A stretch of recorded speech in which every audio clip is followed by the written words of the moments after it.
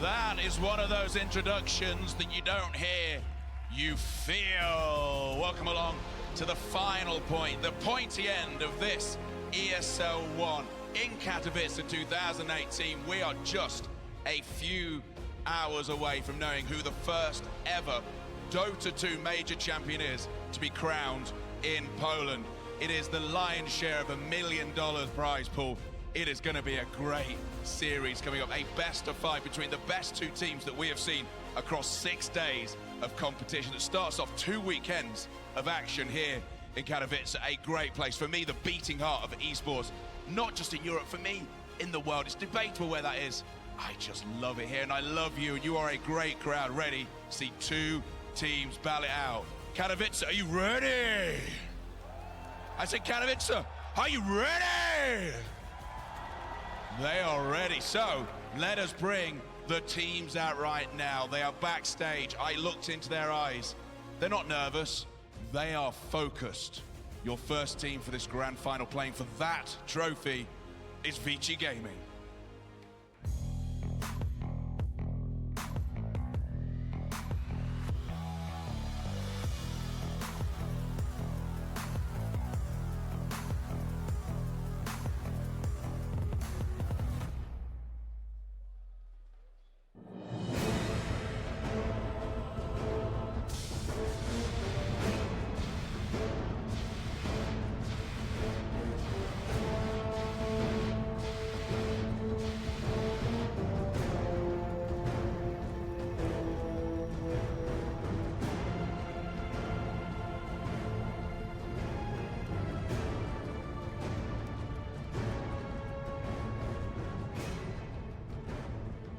It'll be a pretty boring grand final if we just had one team. So who is taking on VICI Gaming? Well, they are a team that we think over the past day have become the team that they really can be. They've looked great and they are here to take that trophy. Please welcome VIRTUS.PRO.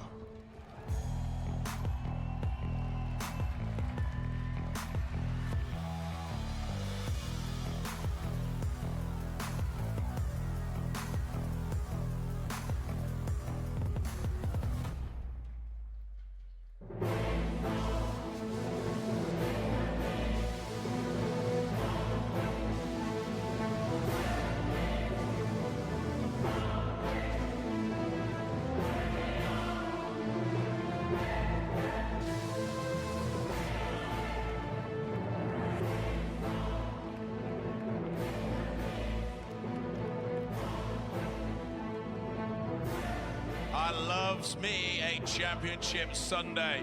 VICI, are you ready? They're ready. VIRTUS.PRO, you ready? Are you ready? Let's get it on, guys. Get to your computers. Let's get this championship Sunday underway. It's time for a best of 5. I love this. Red Eye, it's over to you. Thank you very much, OJ. Yes, welcome to Championship Sunday. Welcome to the grand final for ESL 1 Katowice. A chance to crown a champion for the 2nd time in history in ESL 1, as both of these have previously won on ESL 1. Time for the first ever double champion. It's taken 10 events to get there, but finally we are there one way or another. But which way is it going to go? That's the big question that we've got to ask right now. And we've got 3 men to answer that question alongside me for the grand final. We've got Nahaz, we've got Purge, and we've got Cap. Welcome, guys. Grand final is upon us. 6 days have whizzed by, Alan. I don't even know where 6 days of Dota have gone. I mean, it's been absolutely crazy, and it's been completely unpredictable from the opening bell. Yeah, it has, isn't it? Almost every match, every draft has been difficult, Kevin. Yeah, and there's been a lot of change that's happened from the beginning to the end, so it's been fun to see the Dota progress, and I can't wait to see what they do for the grand finals. And Cap, you did the 3rd, 4th place game, now you're doing the grand final. A bit job for everyone you've got. Yeah. 3rd place was interesting, that's for sure. I think that's a good categorization. Yeah, Liquid definitely solidified. They're like, hey, we are definitely the 3rd place team here, not 4th, especially with that first performance and that 3rd game. I feel like they were pretty solidified. Yeah. And it just brought a recurring theme to me, which is Terrorblade. Terrorblade really is, in many ways, the hero of the tournament. Okay, well, it's ebbed and flowed all the way through. There's been a few like DK moments or gyro moments. There's been a few that could be brought out of that as well, with Razor with its high win rate as well. We'll talk about heroes in just a moment, Alan, but how these two teams match up is very interesting. They've already played that one game in the group stages. How much of that can we take and bring into the grand final?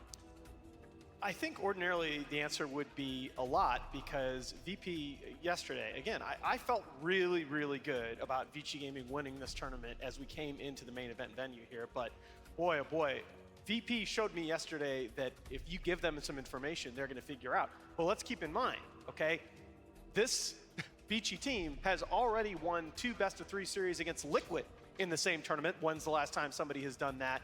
I think they're looking pretty good in this rematch. I think it's going to be very tough. Okay.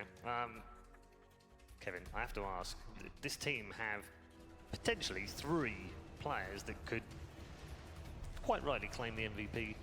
Is that enough to take them through the grand final? Well, you got to win the more games. I think that's genuinely more important. But they have so much star power. I think it's definitely a possibility. It just comes down to, can they win the team fights? Like every player on every single one of these top 4 teams, you could say, are amazing Dota players. But it ultimately comes down to who performs better in the moment, what drafts are better, who wins the fights. Yeah, they've definitely had those 3 performing all the way through these last 5 days. And the 3 you're talking of are the 3 cores, correct? Yeah. That's what we've been talking about on the desk quite a bit. I mean, Ori's up there, Paparazzi's had some 11. amazing games, 11, yeah. I think that's a little unfair to only say there's only 3 potential MVPs, because I think Fenrir and Lanham is actually maybe the best support duo here in their interactions with each other. They've been very strong. Roger has definitely put in some really good performances on VP. Liquid obviously has GH with Kuro and stuff, but I do think that VICI Gaming can definitely lay claim to arguably best duo. Okay, I was going to ask you about their style. It's very predictable. Everyone knows how they're going to play. They kind of know what they're going to do in the game, but they're just so good at it. Again, are VIRTUS.PRO going to have something for that? And if so, do you think they've got enough? I actually have no idea what VIRTUS.PRO's game plan is going to be here against VICI Gaming. I think they are going to have to take the pace of game to VICI Gaming in that first game and just see what happens, right? If you can actually, like, if VP can't keep up with VICI Gaming or vice versa, then we're going to have to fall back on some sort of strategy. But I would like this very first game of the best of 5 just to be a clash of just, like, early game titans and just see how the brawl goes. I think we're going to be talking about a lot about the lanes again. I'm sorry to play this like a broken record, but so much of this tournament has been about the off-lane meta and the way it's evolved. And if you take the EG series yesterday, the story was which team could run that aggro lane more effectively, threaten the enemy safe lane, and if you could sustain it, generate space for your own safe lane core to farm. I mean, the game that EG won, it was basically they were diving VP's top lane continuously, and Archer was just free farming on the Luna bottom, and eventually you get that Wisp Aghanims talent, and it's GG. I think you're going to see a lot of the same today. I think it's going to be the story of these games is going to be a lot in the laning phase, and it's then going to be about execution, because we saw in the closing game yesterday against EG, where EG basically picked arguably 4 out of the top 5 heroes in the tournament, and VP said, fine, we're just going to out-execute you with our team play. Yeah, I agree that the early laning stage is really important, but if you look at the VP series where they played against VICI Gaming before, Game 1 they had a large advantage and it didn't look like they could lose it, so lanes do 13K matter, 45 minutes. But ultimately it comes down to team fighting and heroes that revolve around that, and that's exactly what VICI Gaming does. So they end up 2-0ing that series.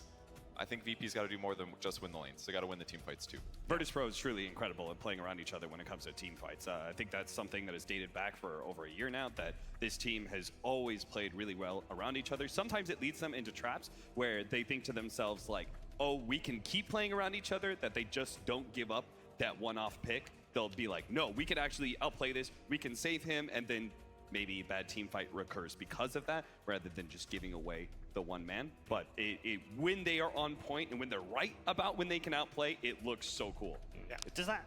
Kevin, does that play into VICI a little bit? Because they've been superb this last 5 days at having that one guy somewhere on the map, and the team think, yeah, we can dive, we can. Actually, the other 4 are just waiting for that to happen. They're literally waiting. They could dive back in, and almost like a bait, if you like. I mean, I wouldn't even say that describes VICI super hard, just because they do 5-man a lot. And all of their itemization is aimed around this 20-minute 5-man period. Something that people keep saying in the green room is, man, they just keep going phase, drum, BKB on gyro, because they know that they're just going to grab a couple early game items and they want the BKB. That way they know any fight they can take, and all their heroes are ready. And then later they'll worry about scaling late game, because ultimately they care about the objectives, about winning team fights, and then getting the benefits that gives you. Okay. Yeah, I think 2 things strike me when I'm thinking about VICI going into this, and why I still have them kind of a little bit favored in this series.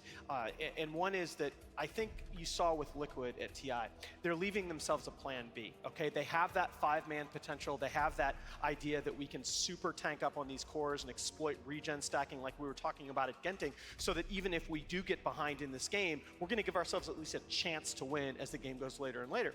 And the other thing is, if you look at how VP just absolutely dismantled Fnatic last night, it was making sure that they got no one in an extremely favorable matchup against Abed on the other side, so that Abed wasn't be able to take over the game. You can't do that against VICI because Ori, 11, and Paparazzi are all just capable of taking over the game. It's not going to be a matter of you take one of those guys out. Okay, I want to talk to you guys about mentality as they both get ready for this first draft.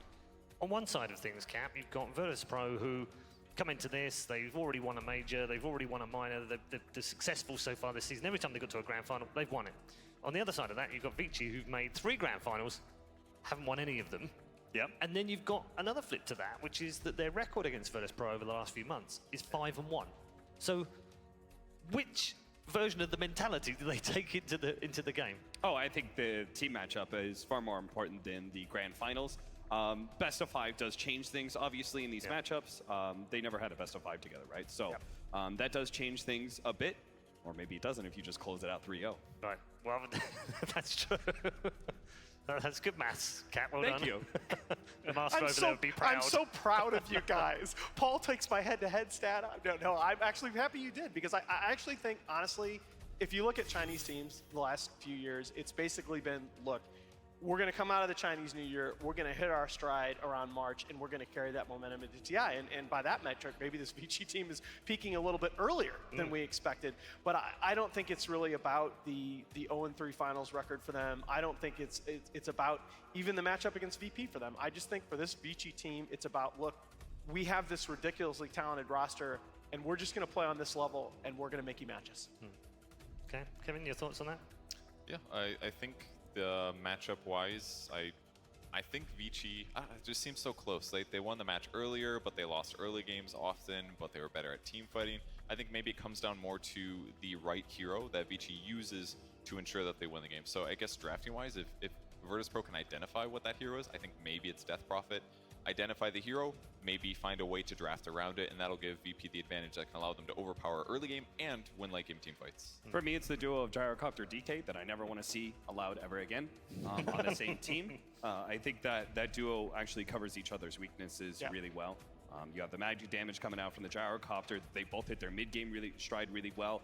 The DK really guards against many of the single-target physical damage dealers that are left in the game that we've seen oftentimes is very successful for the 5th picks.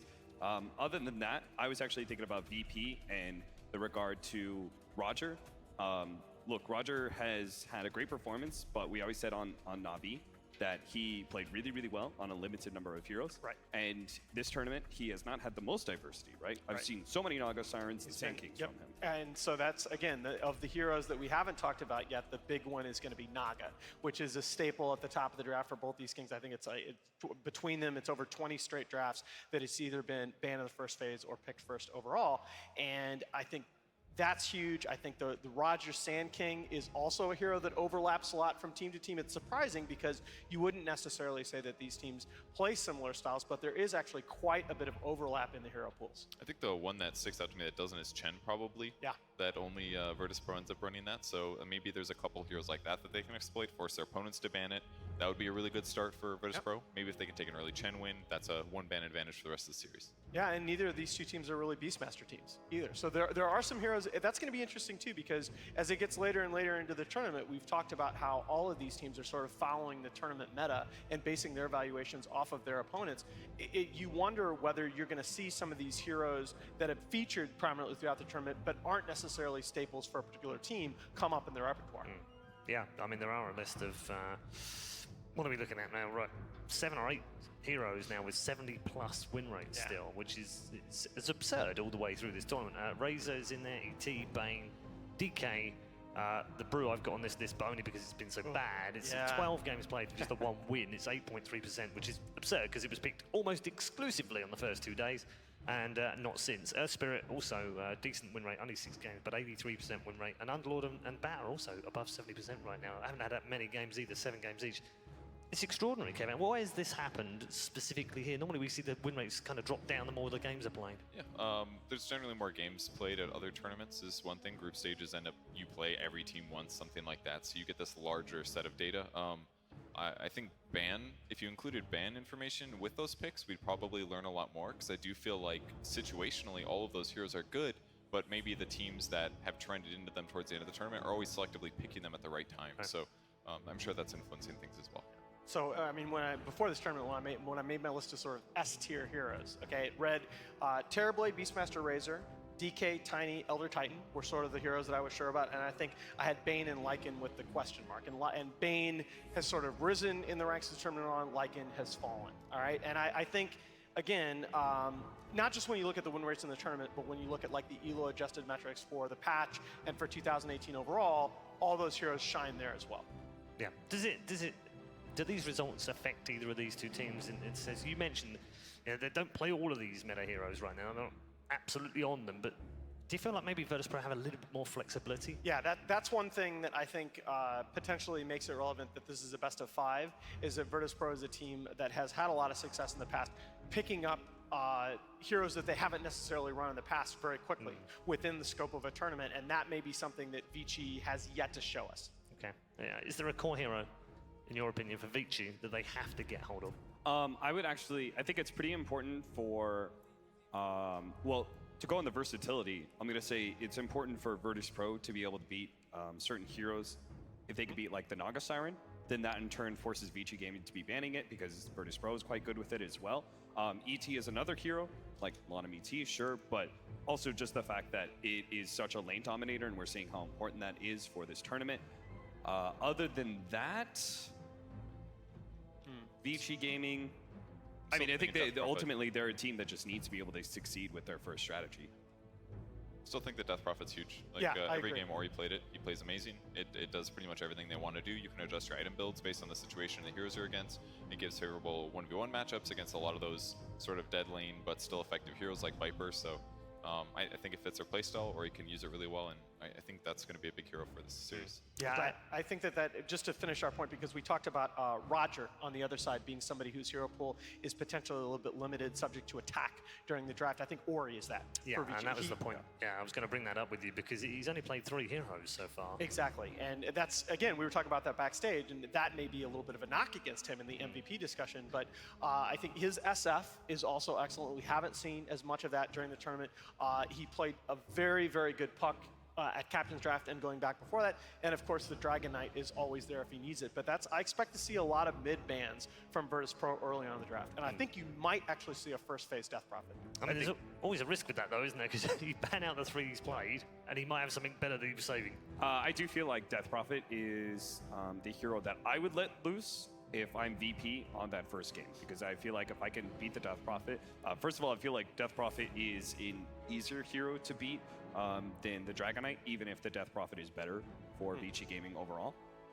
Other than that, also being able to leave out the DK for yourself, as we've seen VIRTUS.PRO do that a couple times, even last night, rotating it into Pasha's position.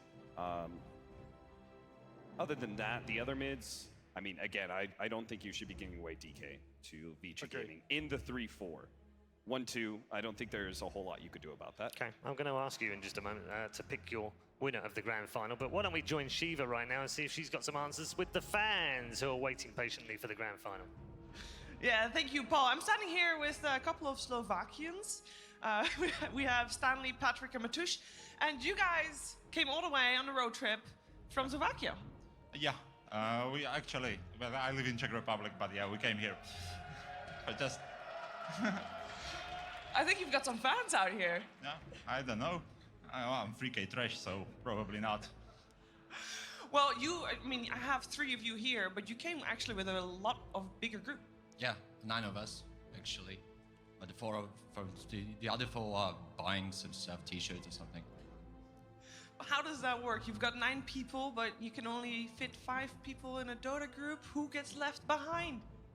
I guess anybody. We are just fun, you know. Yeah, you don't try to go pro with each other? No, we suck, really.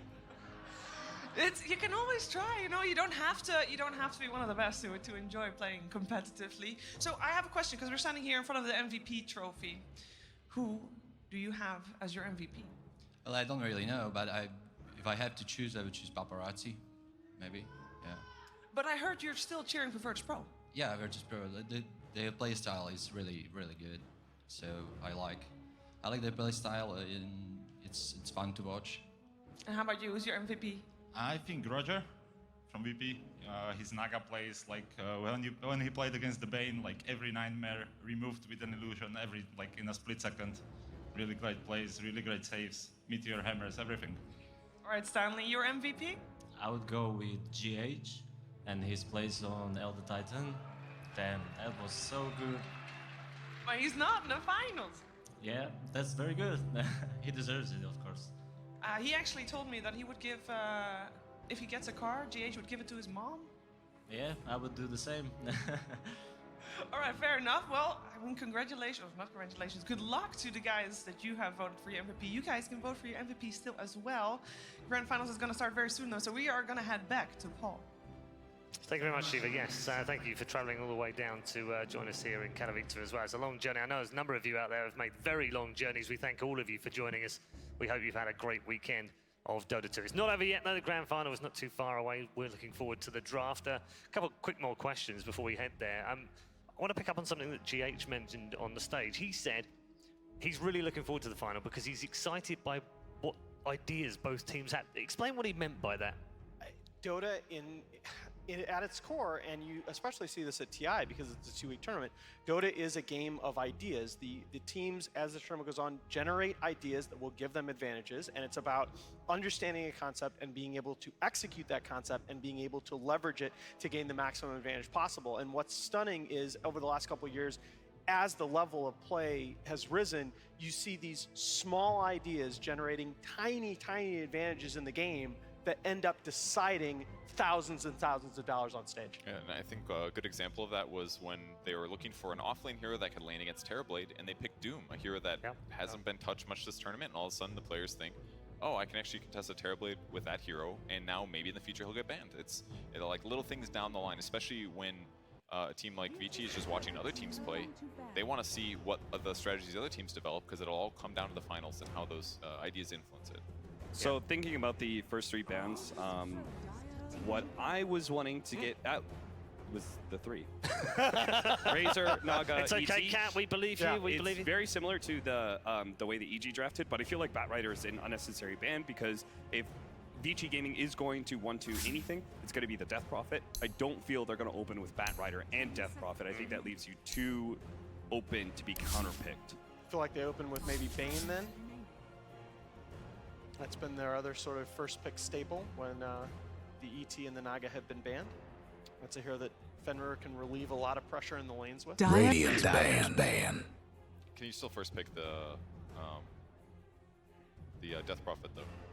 I agree that they probably won't pick Bat. About the first 3 bans, what I was wanting to get out was the 3.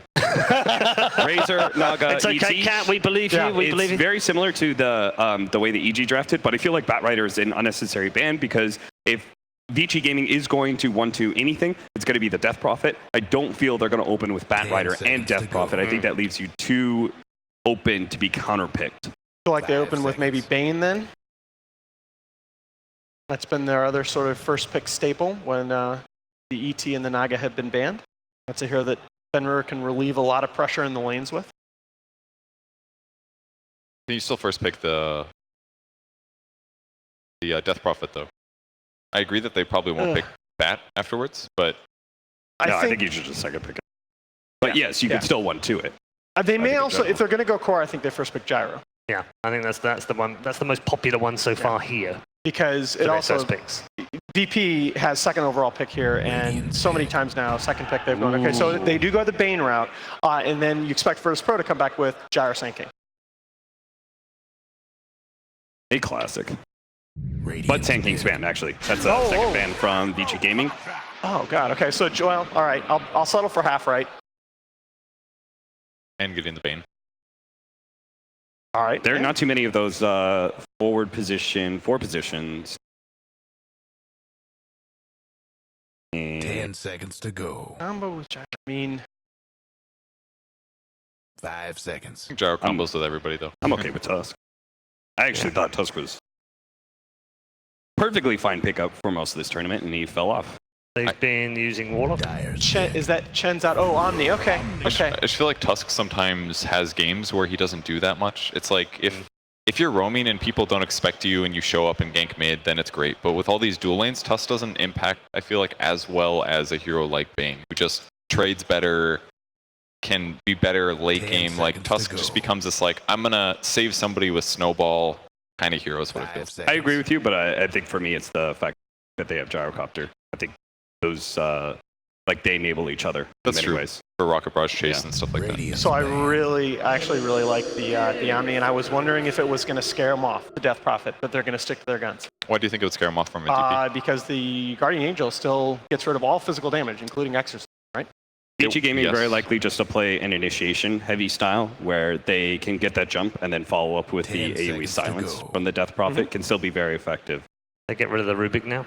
Yeah, that's I expect that VP would ban the Rubik. I mean, Rubik Bane is a little bit, it's not necessarily the favorite support duo of but VICI. it's a better counter for Omni, obviously. I mean, Rubik does use Steel Purify and all, but I feel like in the laning stage, he is still a weakness. I feel like that was genuinely what got discovered this tournament. I mean, not that people didn't know, but they thought it was okay before. It is curious to see the Omni get picked back up, though. It kind of gotten left to the side the last couple days. Well, I think the big turnaround was VP third picked it yesterday. I believe it was in the first game against EG, and it really had a great game. And I think that sort of solidified. That was the one against Ursa, right? I think it was. Yeah. The Fear Ursa was the last pick in that game. That's right. Yeah, Gyro most picked at ESL 1. Katowice will take some doing to topple him as well. Rubik second most picked. 10 seconds to go. Tiny's not Radiant's banned. ban. Yeah. Yeah, wow. That's only the 7th or 8th time that he's made it second phase of the tournament. He's out of 60 sneaking out games. there farther and farther and farther, and I just keep on double checking myself, just making sure like, oh, he is still out there. Oh, Tiny DK both in the pool. Yeah, DK, I assume VICI Gaming is going to be banning. 10 seconds to go. Mostly because I think you can't get the Viper on your team, 5 seconds. or it's not very easy. Let's say. You think VICI Gaming banned the DK? I think they can take it, actually. Or leave it through. I still think the Death Prophet is ultimately good against Dragon Knight in the late game. Yeah. It's like a really good damage source, so I think that's one of the benefits of the DP opening, personally. They could also take it, but I don't think they need to ban it, at least. They do ban Tusk, so that would have been good for VP. Yeah, I really like that. I just expect to see, given the opens, right? You expect to see support bans. Because we had 3 cores out of 4 heroes open. It's been a rarity in this tournament.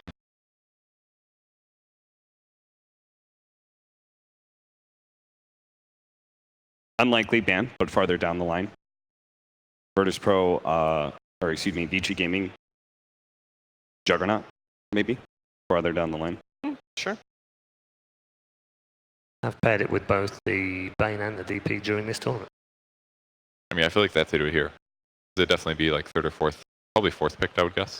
If it does get, I mean, technically it's good against both teams right now, but Yeah, they left it till 5th pick. there's a hero we forgot about. Caudle, very consistently banned in first phase last few days.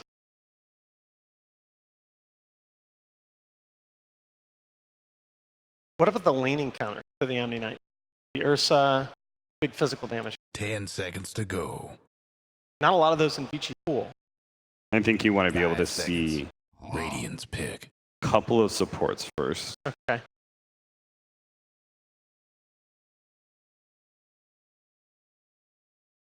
Like a lot of area control that VICI banned out on. I wonder if that says something. I mean, DP is certainly a bit vulnerable to that, but That takes away, or at least inhibits, Underlord a bit. It's also a VICI hero. It is. And that was a Chinese support staple during TI7. I mean, 10 seconds takes away to the go. old 5th pick Paparazzi Alchemist. Yep, the last play day in their 5 last game seconds. against Team Liquid. It was also alongside a DP.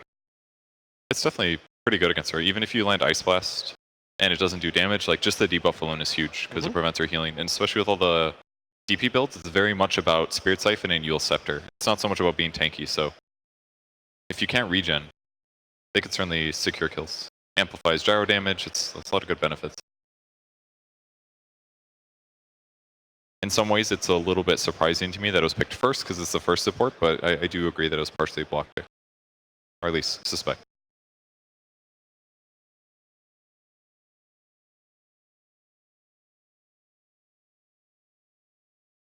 VICI Gaming just gets something divey and mobile, I feel like, right now, because VP's lockdown is kind of crappy. Also Maybe hurts the AA also hurts the Dragon Knight too. Very regen dependent here. I'm not as confident in that one. Well, it's not like a hard counter, but it's something. If you were going to base your strategy on DP and DK, I think the AA has value against both of those in different ways. It's not bad, yeah. It's just that Dragon Knight has so much HP and he's always so high in HP that it's. Yes, you can burst him, but you still got to get him to 10%, which is hard. I mean, that's just one of those that, regardless of how you feel about Bane and Rubik being as a support duo, there's just not too much on the opposite side. It's such an open Rubik game, and I mean the Earthshaker arguably makes Rubik even better. He can stay out that initial CC. He has had some lacking in the last couple matches though. Fnatic lost with it pretty dramatically with their support duo that didn't do much. And on the Liquid side, GH got some great Echo Slams and seemed to play relatively good, but it didn't really feel like it made a huge impact. Yeah, I just feel like I feel like once you have the one lane lockdown support, the Witch Doctor, the Bane, you can get away with so much more at your 4 position. The Earthshaker is a little bit dangerous here because of its its blow up potential against Death Prophet, and another squishier core that would actually set up VICI Gaming really well, which would be the Face Void. Okay, pretty good timing. DOTA, so capitalist. I think VP knew that pick was coming, and that's in part why they picked the Earthshaker.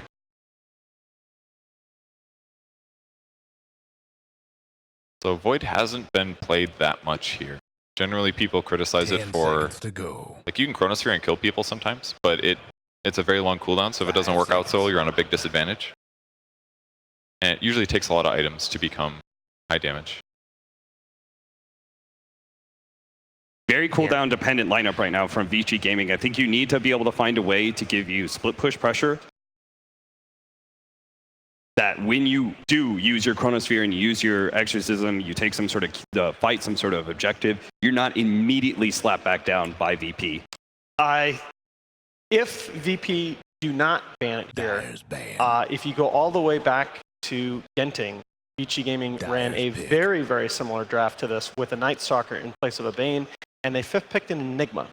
And that Enigma is also something that we've seen used in the lane against the Omni Knight. Yeah, I think it's just an overall team fight counter in many ways. Yep. I think that would leave your lineup too slow for me personally, especially against VP and the way they like to play.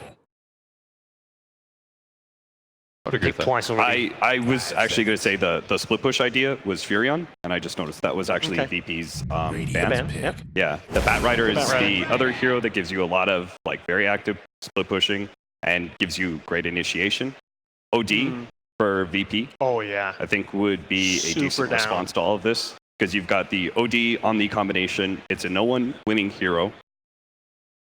A little bit nervous about the initiation aspect of VG Gaming, but I mean, I guess they can keep him alive with Omni if he gets Chronosphered or whatever, but I feel like there's a lot of disable. Last time they matched up, Ramses had a lot of trouble playing OD against VICI Gaming. They quickly transitioned to 2 Halberds and 2 Hexes, and he didn't really feel like he did much. Okay, so VP are going to go with the safe option, the Dragon Knight. I like that better because it's more able to survive some of these teamfight burst things that VICI's dealing with. They actually don't have that much damage, but they got amazing control. I completely agree with you because I think it was so important. Once I said OD, it was you have no frontliner at that point in time, right? And you can't play without a frontliner against this kind of initiation that VICI Gaming have, right? You need that hero to be very far forward to be able to keep back the presence of a Bat Rider jumping your back line and grabbing an Omni Knight or grabbing a Gyrocopter and pulling him out of position. So yeah, I fully agree with your analysis. All right, let's get some predictions from you, Alan. I mean,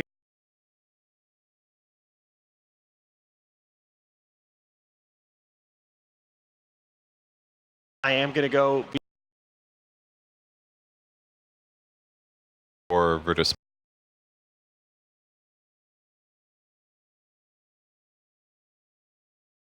Segment.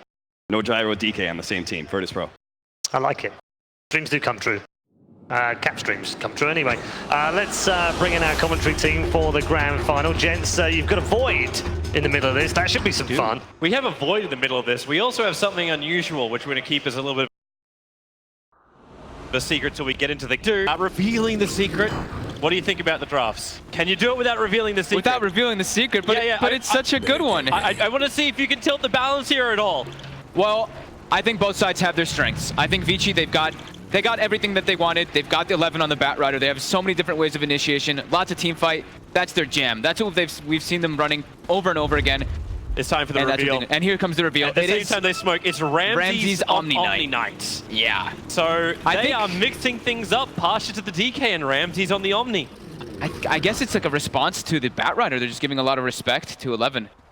And they're already, yeah, like you said, smoking up. They're looking to this first blood to scout the lanes out as well. We've seen so many of these aggressive smoke maneuvers from sides throughout this entire time, the entire tournament. And sometimes it works out. This time it looks to be one of those cases. The homing missile going towards Lanham, the Fissure holding him a little bit closer. Support is here from VG. They brought everyone as well. Now is VP coming in from the dire side. They're focusing the Rubik and they'll bring him down. But where is the extra fight? 11 may be the next target. Running up the river. Roger's too far away and the Fissure still on cooldown. So everyone will disengage, but first blood is spilt by VIRTUS.PRO. Who got that one? It was Pasha, right?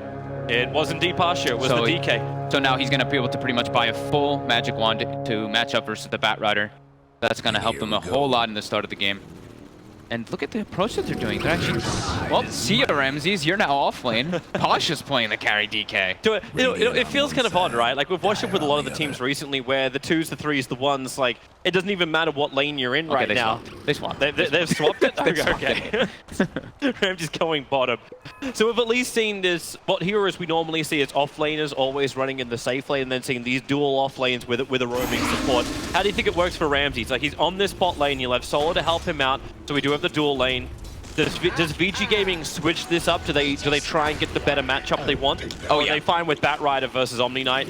I think that they want the Bat versus the DK mostly, but because they don't want it versus the Omni Knight. However, I think that's where VP's draft kind of comes in that clever aspect, where I think both the DK and the Omni Knight, they can do decent versus the Bat Rider. DK less so, but they can definitely find their farm and not get so punished.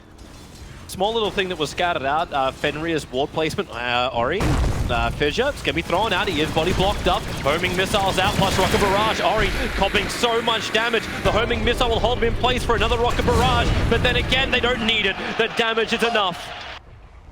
Roger's just been on fire with all of his early rotations in this tournament. Yep. Like, we were having a discussion before this whole battle was beginning, like, who do we actually give the Mercedes-Benz to? Who do our votes go towards? And like you're considering actually giving it over to 11. And personally, like, I'm with Roger. Right now, my vote is with Roger. I loved his performance yesterday, always at initiator, and he just leads the way for VIRTUS.PRO's attacks. I'm fine with giving it to Roger. Ramsey, that time lock. They may go under the tower now for this one. They got the extra damage, the time walk forward. Paparazzi, where's the extra help? Solo's nearby, but he's only an ancient apparition. So VG Gaming getting the kill behind the tier 1 tower and the trees. So you're still with 11? Someone's gotta beat for VG, right? They've been playing so spectacular this tournament, so I do have to give it to one of their players. Need to get that voting system down into China and then see what happens. Yeah. The balance shall swing. Radiant's mid tower's coming apart. Instantly, they do swap those lanes. Omni Knight, after dying, heads top to match up versus the Bat. DK wants to go bottom versus Void. And they can continue these lanes because with no one in mid, with that Earthshaker rotations, they have kill threat every single time on Ori when he doesn't have all the spirits. Oh, Roger, he got the Fissure block once again. Ori can't get out this one. The homing missile was on cooldown, so now it can be triggered. He'll come back up, giving Lanham some space to play with. Doesn't have telekinesis just yet. Now he does, but Lanham is merely the buffer to keep Ori alive. While on bottom lane, the cold feed, the lock with the Dragon Tail. Fenrir is going to get stunned up. He did get the brain set pop, so the extra life nightmare. It's over on the DK, but it won't stop Solo from slapping him down. That chilling touch bonus damage being just enough to get VP the kill. And the unorthodox skill build too, being the 1-1 rather than having any in Dragon's Blood, just catching VICI a little bit off guard there. Bonus damage. Yeah. A lot of confidence from Pasha when he does that kind of lane swap to do such a thing, because it's been the standard from the DK. They want the combo to be able to proc the cold feet, so they need that stun early on. He's even got 2 in breathe fire as well to keep that pressure going. They really want kills. Yeah. But it's the only way, yeah. You kill off Faceless Void before he can time walk away. You need to have burst damage. You need stun control. The big thing for mid lane is they have to be sure to kind of like bait out the Spirit Siphons, because with 2 Spirit Siphons, I believe it's going to be a bit hard for them to actually burst down Ori until they get higher levels. Once they've got 6 on the gyro, they can start threatening. I think Roger's just waiting for to go for the bounty rune run. Like, if you can get a kill on mid, fantastic. If you can't, it is what it is. Yep, they're going again. Time dilation over on Solo, getting a time lock from Paparazzi. Pasha's in the neighborhood. Fenrir just resetting back up again as the Brain Sap available. That's why Pasha stuns him up, and the range is still there for Fenrir. Damn, that Brain Sap range looks a lot smaller than it really is. The armor of omniscience. Solo's in trouble with Lanham. Ramsey's is low as well for the cold feet. That's going to trigger over on the Rubik. Solo was just battling for the runes. Got a lot of wand charges.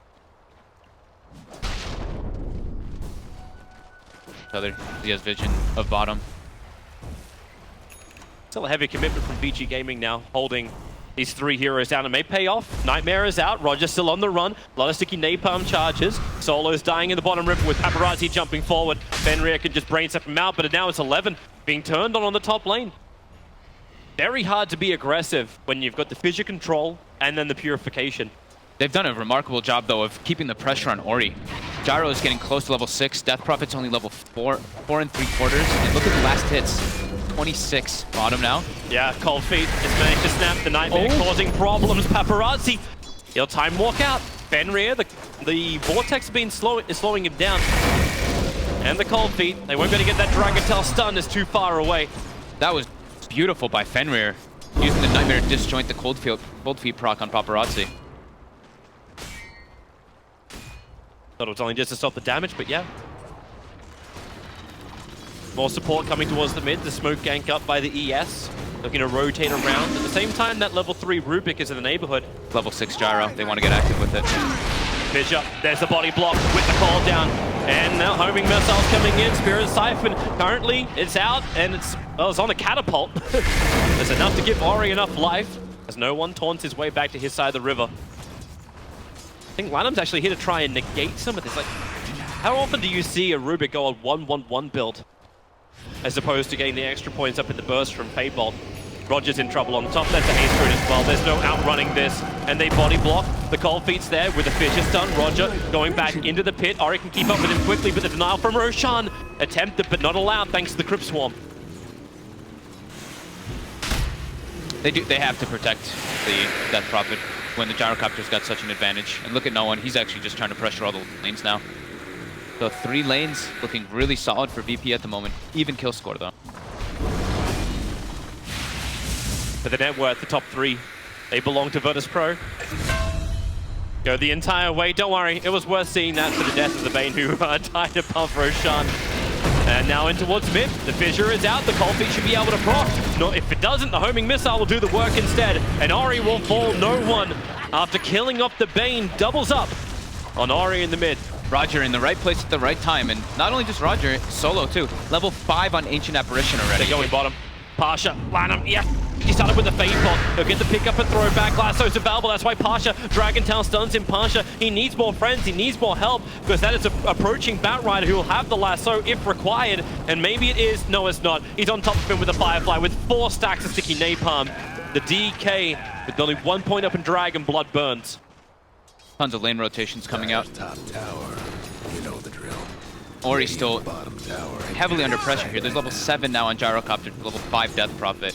There's a chance that Solo hits level 6 very early on the AA as well, and that could really limit Ori's chance to get back in this game.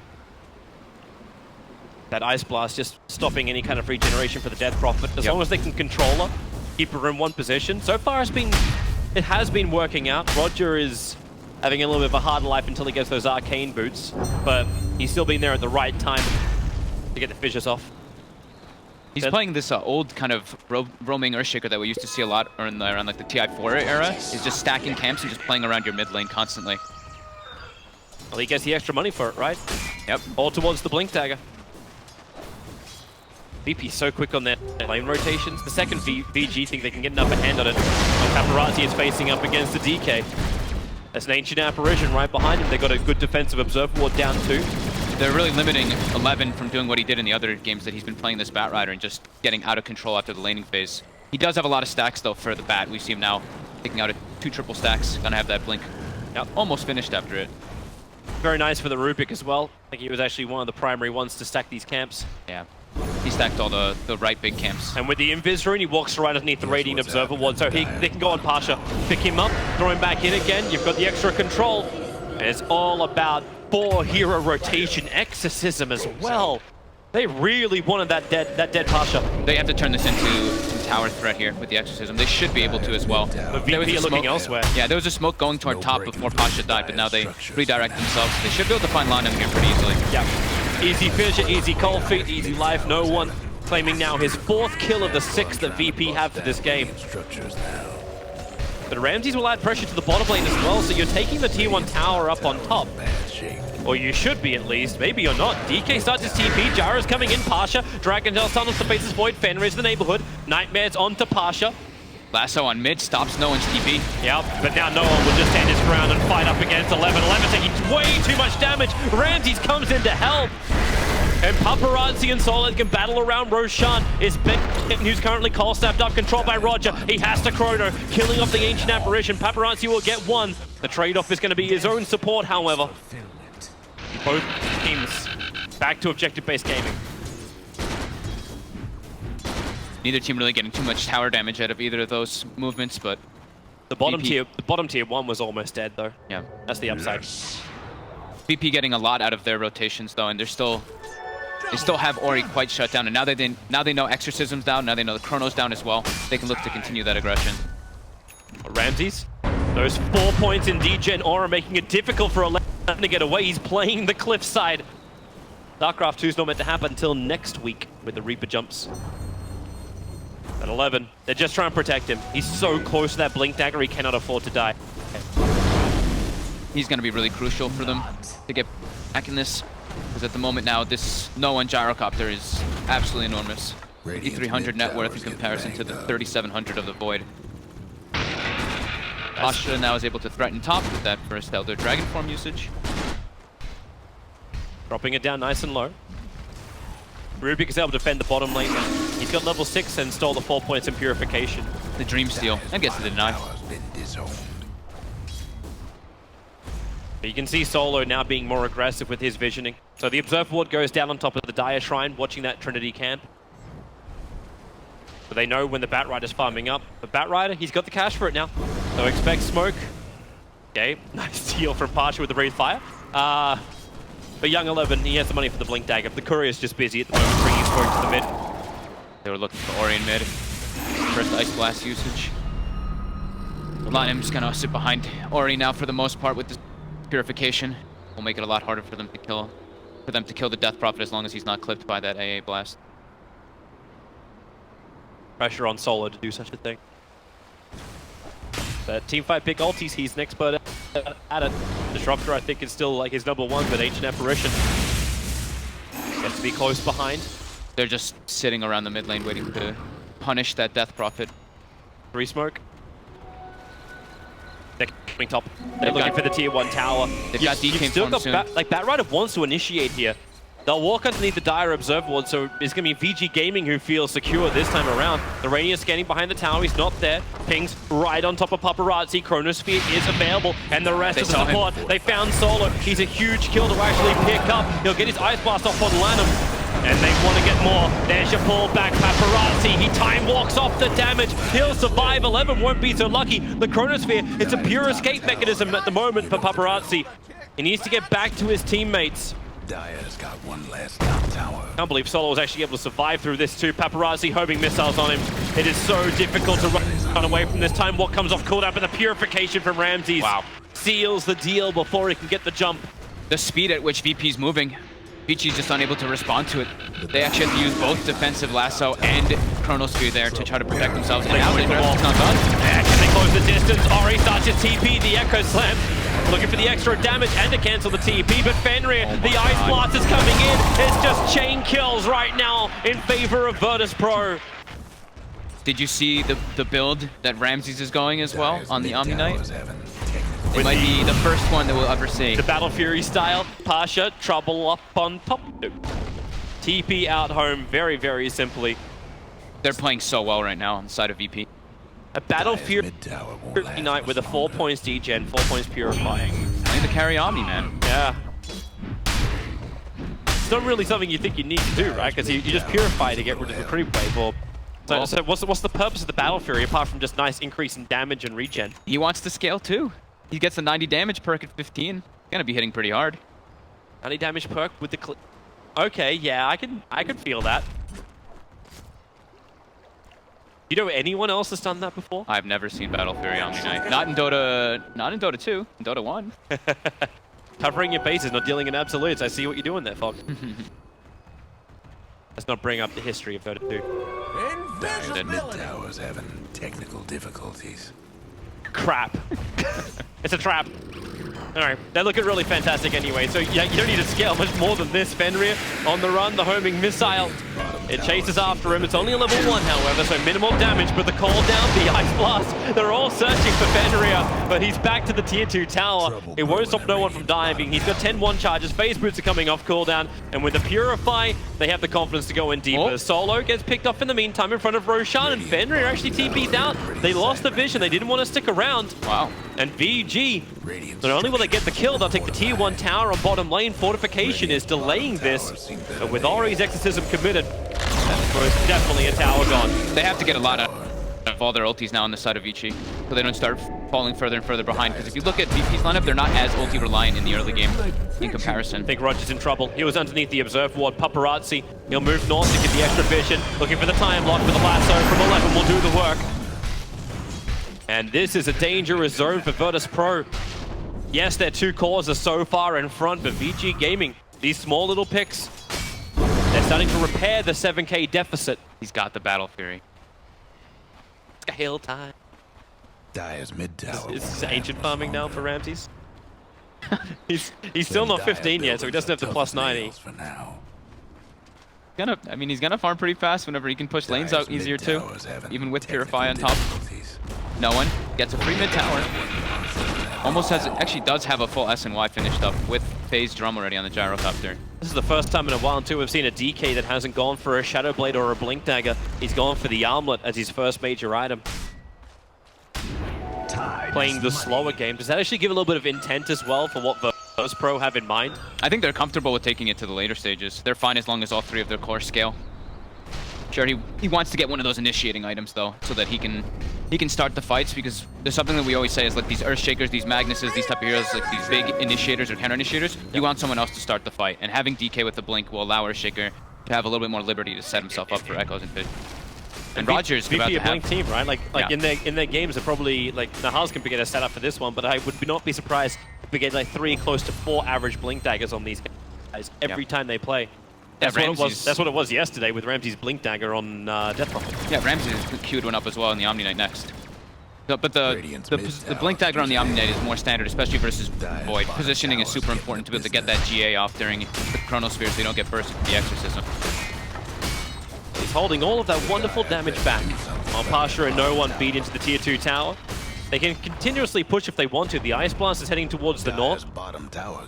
This will slow down the pressure. They don't want to give any breathing room to VICI. They know that they have a very big lead at the moment, and they know that VICI's gone for the Battle Fury build on the Void too. 11, Firefly comes off cooldown. Does he want to jump up? He may have to. Blink away. No, the Fisher will connect before he blinks. Batrider will go down. Don't give them any space. Yep. They got the tier 2 for free. They know that they can play aggressive on the other side of the map. And they can actually threaten the top tier 2 as well now, because they didn't have to expend Dragon Form and all that. Faceless Void's trying to up his scaling too. Battle Fury on the Faceless Void. Yeah. He needs to in this game, since he's what we like to call is like that solo core. Sure, Death Prophet can scale in a way, but he needs to be that true one. Void. Or he's still trying to recover. He's level 11 on the Death Prophet and has his Yoselis finished up. The BKB is going to be extremely important versus this heavy magic damage lineup that VP has. Yeah. but still, level 11 on Death Prophet, level 11 on Void, compared to level 14 on Gyro and Omni Knight. Yeah, they know they can't fight, and this is the reason why VP can just continue to take objectives. The tier 2 tower on the top lane goes down. Roger, like, he's got his farm for the Blink Dagger already done, working towards a 4-staff. He has to defend the bottom lane. He's just hoping someone goes down here to set up on them. Still only a level 1 Echo Slam. Yeah. Only downside. Now Krax is level 11. Ramsey, he has the blink. 18.5 minutes in, blink Battle Fury, phase treads wand, phase drums wand. They have 2 cores that have passed that 10,000 gold before 20 minutes. Be a big staple for many teams when you're farming really well. And the Gyrocopter no one is about to have BKB. So a lot of the damage coming out, especially from that Bat Rider, is going to be negated. I love the simultaneous scans from both VP and VG. Checking the north and south entrances to the Radiant jungle. Gee, they want to take a fight. They are actually just shy of level 2 Exorcism on Ori. They can still do Roshan though. Like they have enough survivability to do this. They just have to commit heavily. Oh wait, are they expecting VP to be in there? Because VP are now coming. They're also 5-man smoked up, moving to the Roshan pit. The Vortex to try and get vision inside of Roshan. No one's there. They really want Ori to be level 12. He needs level 2 Exorcism for the next fight, and he does claim it up top. They need that extra damage. Right now they are very limited in damage in the Chronosphere without Exorcism being high level. Oh, VP, they're going in. VG Gaming, will they recognize this soon enough? Dragontel, keep the stuns going onto Roshan. 11, he's a fantastic hero. It's that Bat Rider to try and contest Roshan. Just needs to get the right time with the Firefly, and he's got the perfect time. Roshan at 2k HP. Solo will see him. They put the cold feet, so no blink abilities here for 11. But the rest of PG, Paparazzi, ready for that run, jumping chrono with the Echo Slam. Roger will catch 2 in the backline. Even the biggest of a Paparazzi. They hit the ultimate. They hit the Ice Blast on Ori. He cannot join the fight. Roshan, Paparazzi, he just snatched out that Aegis to the Immortal. So Ramsey will have to kill him off twice, but they move forward. The Exorcism going to work. Roger, he'll go down to Ori. Now the ultimate has worn off on him. Ori can join this fight with the Spirit Siphon to do some work, but Pasha stands on top. Ori cannot survive. The Flame Break will connect on the DK. He's got more than enough regeneration to survive, while 11 does not. He'll take a fall. Rubik's on the run, but he's in range of Ramsey's aura. Nowhere to run to, nowhere to hide. VG Gaming lose 4. They still have the Aegis Immortal in the Faceless Void, but that was not the steal they were looking for. Roger on the money. Yeah, that ward being placed on the high ground before the fight was taken, so Roger sees the perfect opportunity to stop the rest of the aggression. Like we said, they don't have a lot of damage inside that Chronosphere. It's pretty much just the Exorcism. They're able to isolate Ori. VP's just playing so fast in this game.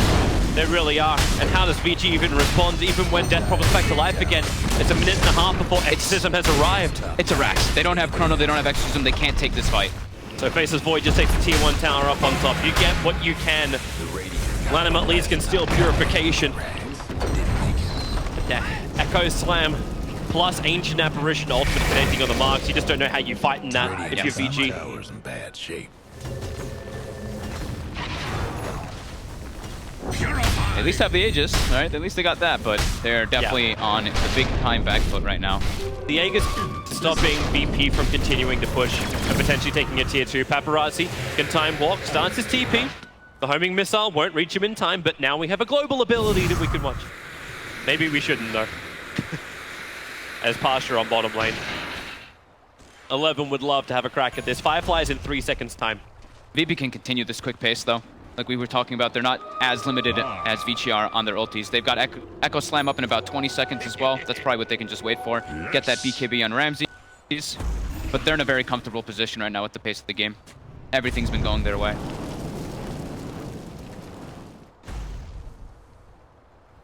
But how does VG change the tempo? Like, is it 4-man smokes? Is it just working with 11?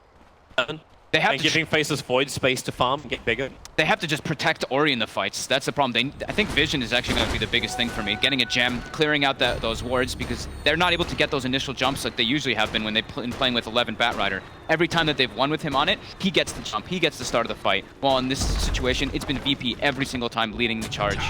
So I think the Vision is going to be really important for the upcoming ones. If they can catch several heroes inside the Chrono with the Death Prophet protected, then they've actually got a shot to take it. but it's a pretty large gold advantage at the moment. 14k and 10k Radiant's experience. bottom tower seen better days. It just keeps rising for VP. But VICI Gaming, they're not forcing the issue on bottom. They added a little bit of pressure Radiant's bottom tower and then ain't backed ready off. VP looked like they didn't actually have any desire to fight this. In fact, they were pushing out the lanes faster by triggering Dragon Form on Pasha. First pro Battle Fury on Omni since at least 2013. All along, what happened in 2013 with this, with these guys, was the Battle Fury. So Ramsey switches to the S and Y since he's got his own repel, but Pasha almost has BKB. So they're going to be very durable on their cores. Here they come. The line is drawn from VIRTUS.PRO. Push bottom lane. Oro needs to get a lot more momentum out of this top lane. They're going to get VP to look behind. 11 potentially can creep skip too. He's just hiding in the trees between the towers. They're trying to press the issue on the side of VP before the BKBs come out on VICI, because a lot of their damage is still magical.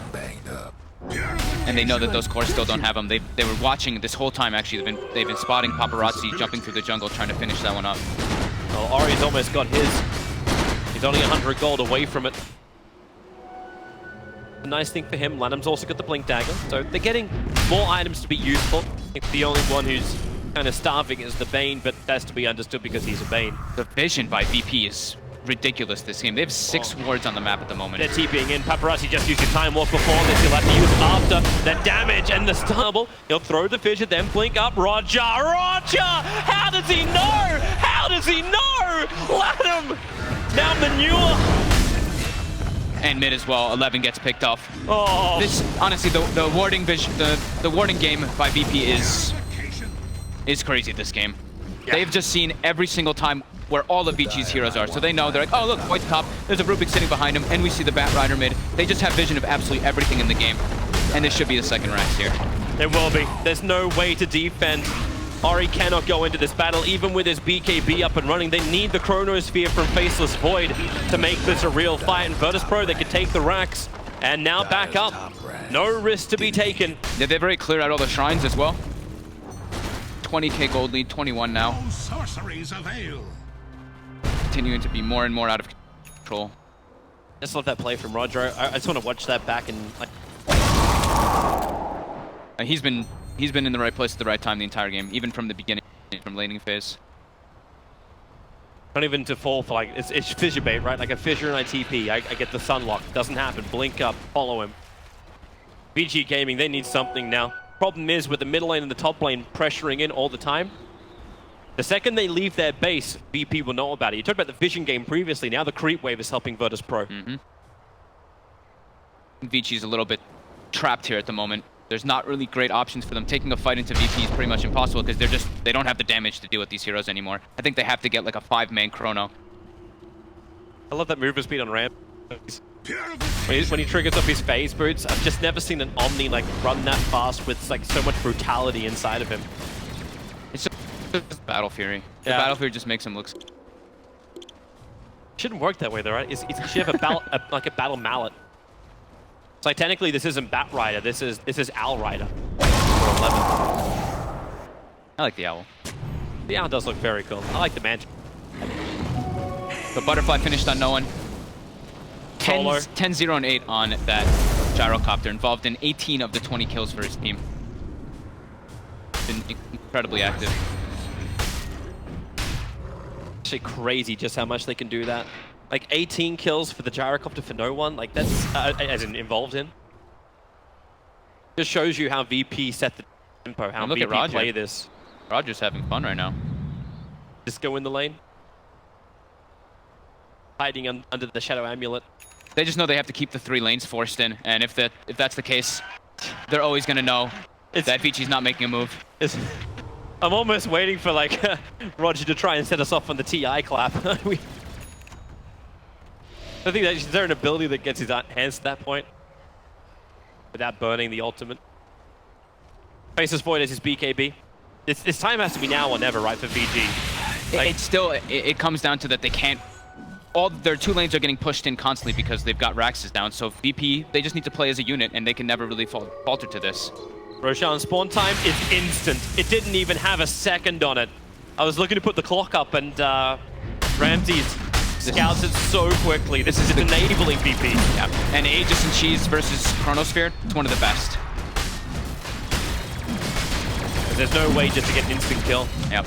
Like, even Ori, like, what's he want to do? Like, you get the Chronosphere off, but unless you hit, like, a 3-man Chronosphere with Exorcism getting all of his damage in, one target by another. They have to get the Omni Knight inside of the Chrono as well. Yeah.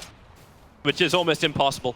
Like, Ramses is one, moving so fast, but two, even if he is inside the Chrono, I don't think you kill him. I don't think they can kill many of the cores. They're all so durable now. It's really looking like a massive uphill battle for VICI. VG are the ones meant to be having that high ground. So here we go again. Waiting for Batrider almost throw down the pre-Firefly. But the top lane is on the ramp. The middle lane's about there too. This push can come from VIRTUS.PRO, but they're not under any kind of real time pressure. 11, there's your Blink Lasso, 4-star back. They want the Gyrocopter, pulling him in very, very deep. They're trying to burn the Agency Mortal, but they haven't even got him yet. The Flame Break, now they can crack it. Rubik was a sacrifice for it all. Remember, you've still got the Chronosphere available, but the Echo Slam. Roger is there at the right time. Fiend's Grip is out for Fenrir. He can't survive inside of this. No one from VG can. Ori is running back to the only safe place, and that's backstage. VP own this map, and they own Game 1. I don't know if they made any mistake inside of VP. That was flawless execution from start to finish. Roger sitting around the mid lane, shutting down Ori. They know this Death Prophet's coming. VICI's ran it so many times. VP just understood exactly what to do with it. This third pick AA really limited them from even trying.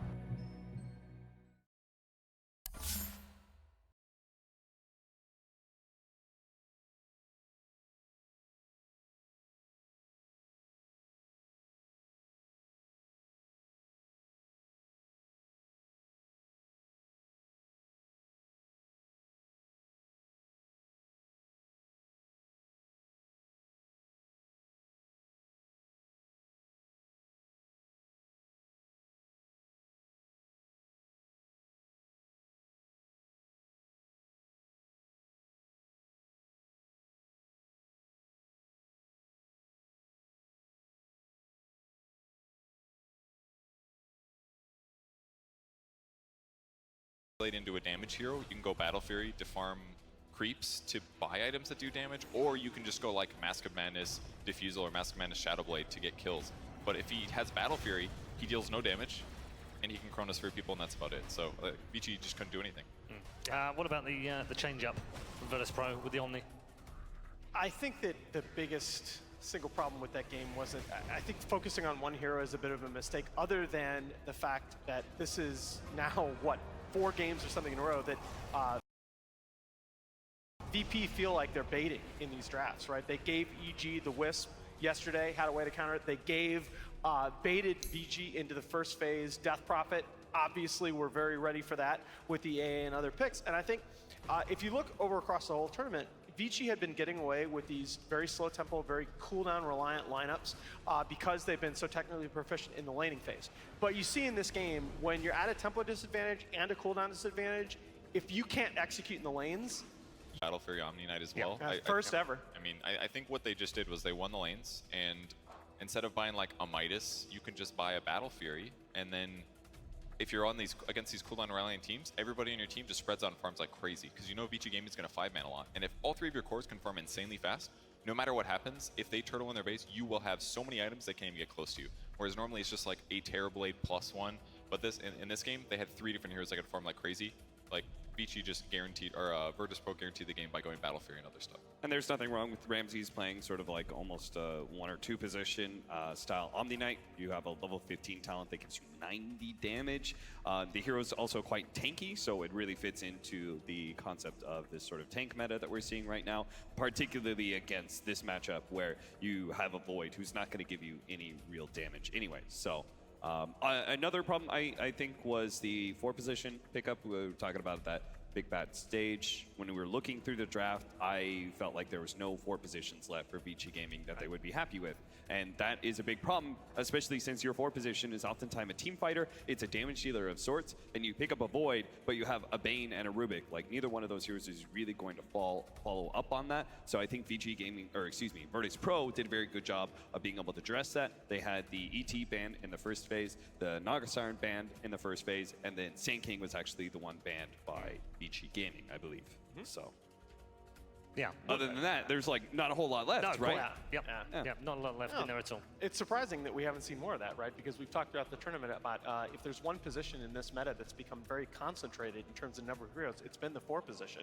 And yet we've seen relatively few drafts where teams have really concentrated on banning out that position. So we were on the right path, just the wrong direction or something. Yeah. We said, hey, like deal with Roger's hero pool, and No, like that's exactly VP's right. like, oh, good idea, Cap. I'm sure that's what they said. In fact, why don't we check out what they said, because Shiva right now is backstage with the VIRTUS.PRO manager to get his thoughts on game number 1 and a look ahead to game 2. I am indeed. Thank you, Paul. I'm sitting here together with Dima or Dimitri. Congratulations on your team winning game 1.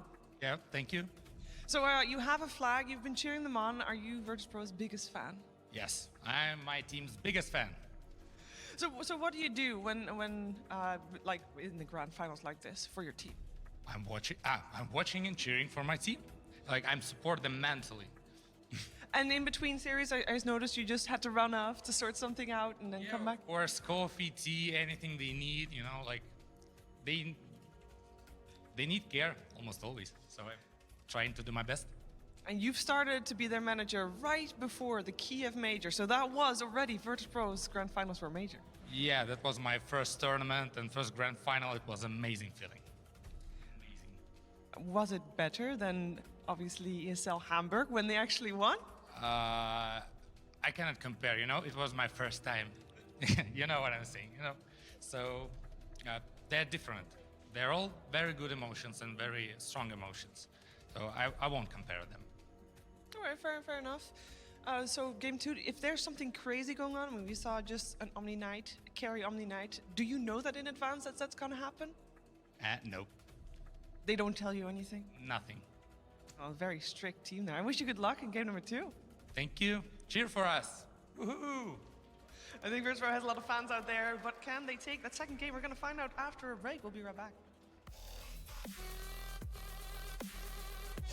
Roger will catch 2 in the back lines, even the fidget on Paparazzi. They hit the ultimate, they hit the Ice Blast on Ori. He cannot join the fight. Roshan, Paparazzi, he did snatch out that Aegis to the Immortal. So Ramsey's got to kill him off twice, but they move forward. The Exorcism going to work. Roger, he'll go down to Ori. Now the ultimate has blown off on him. Ori can join this fight with the Spirit Siphon to do some work, but Pasha stands on top. Ori cannot survive. The Flame Break will connect on the DK. He's got more than enough regeneration to survive, while 11 does not. He'll take a fall. Rubik's on the run, but he's in range of Ramsey's aura. Nowhere to run to, nowhere to hide. VG game.